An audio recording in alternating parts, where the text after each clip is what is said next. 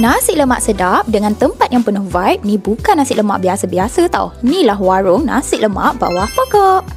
Spot ni pun memang legend tau. Student memang suka lepak kat sini lepas habis kelas. Tenang, santai, makanan semua padu. Memang cun.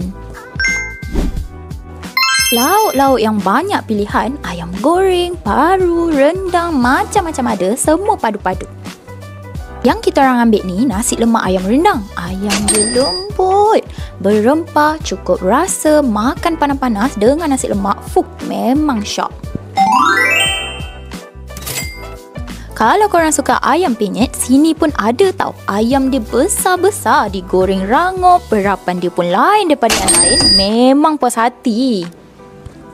Bukan tu je, lontong pun ada. Kuah lodeh dia pekat, lemak. Terima kasih bang. Tengok tu, nasi empit dia lembut, sambal dia bagi kick. Memang sedap. Tak payah tunggu raya kalau craving lontong. Roti sarang burung pun ada. Korang jangan risau. Roti dia lembut. Telur separuh masak kat tengah. Letak kicap sikit. Memang comfort food. Kuih pun ada pelbagai jenis. Makanan semua sedap. Confirm korang akan datang lagi. Saya Nabil Aiman, owner pada warung nasi lemak bawah pokok. Terletak di Padang Jawa, Shah Alam. Pada korang yang mana yang nak datang tu, jom kita datang ramai-ramai. Daripada pukul 7 pagi sampai 2.30 petang.